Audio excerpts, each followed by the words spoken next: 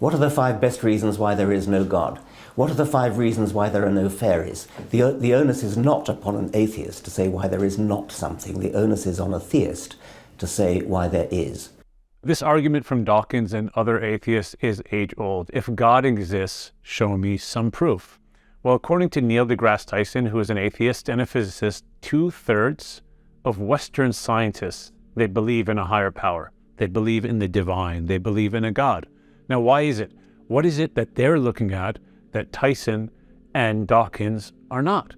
Well, the answer is they're looking at the same thing. They're looking at the universe, looking at the galaxies, the sun, the moon, the stars, the planet, the mountains, human beings, and animals, and they're coming to the conclusion that there must be an intelligent designer behind this incredible design, and there is, and it's God.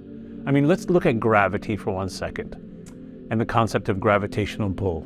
It is fine-tuned to mathematical precision. If it was changed by one slight variable, there would be no life.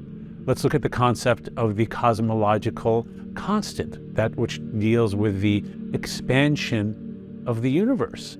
If that was changed by the slightest variable, the universe would have either expanded way too fast or would have imploded upon itself.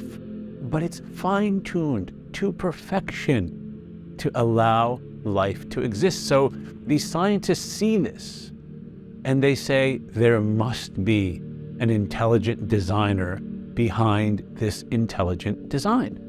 Now that's great, but we don't take faith from scientists. Our faith comes from individuals that God has revealed himself to. Abraham, peace be upon him, Moses, peace be upon him, Jesus, peace be upon him, and the final messenger, Muhammad, peace be upon him. Individuals of upright moral character that came with revelation to tell us that we're here on earth for a purpose, we're here for a cause, and that's to know God, and that one day we will return to him. And if you look at their messages, the revelation that they received, you'll find that there's a commonality that God always talks to us about. That human beings, we have 2 aspects. We have 2 ways to see the world around us and everything that we experience.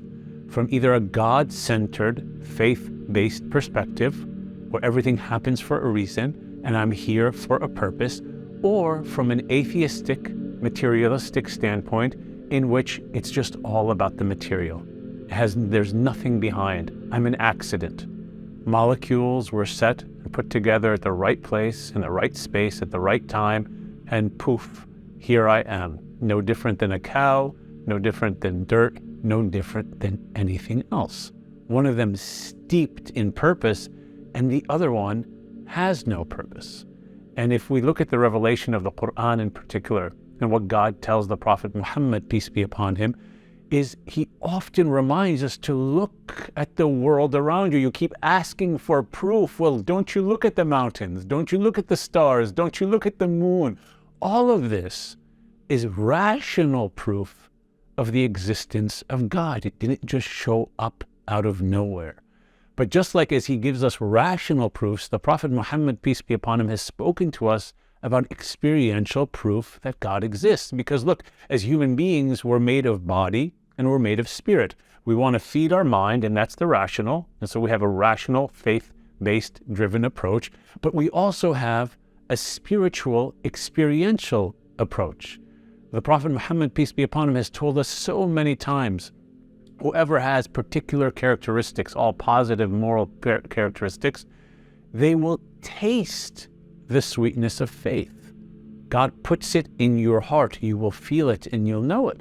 Actually, God tells us in the Qur'an, "Inna fi khalqis samawati wal ard," that verily in the creation of the heavens and earth is a sign for people of deep understanding. Right? People of deep understanding, people with rational that can deduce and see. But he doesn't just stop there. He starts to describe them. الَّذِينَ يَذْكُرُونَ اللَّهَ قِيَامًا وَقُعُودًا وَعَلَى جُنُوبِهِمْ. They're individuals that remember God, that are having spiritual connections to God. When they're standing, when they're sitting, when they're on their side, they're constantly in the remembrance of God. So when we feed our spirits through the remembrance of God, God puts in our hearts the ability to move beyond the material, beyond just the bodies that we see, into the realm of the unseen. And He puts faith, experiential faith, into our hearts along with reasonable faith of our minds. And so this is a holistic system. Our religion of Islam is a beautiful holistic system that teaches us to feed the rational mind and to feed the spirit so that we come to know God without a shadow of a doubt that He exists. The materialists and the atheists, they're caught at just a particular view layer. And God tells us that in the Qur'an. He says, يَعْلَمُونَ ظَاهِرًا مِنَ الْحَيَاةِ الدُّنْيَا. They have knowledge of just the apparent life of this world. All they see is the material. And that's why they're stuck there and they can't move beyond that. So we have a choice in life, a holistic, faith-based approach that is rationally sound and spiritually experiential, that will bring us to the realization that we are here on earth for a purpose, and the signs of God, the proofs of God are all around us and within us, and we will return to Him. Or this other path that says, I'm an accident and there's really no purpose of my life and I'm just here with no direction. Don't fall to that trap. Steep your heart and your mind with God, contemplate over His creation, and remember Him often, and draw your heart to Him, and you'll be settled in this beautiful faith.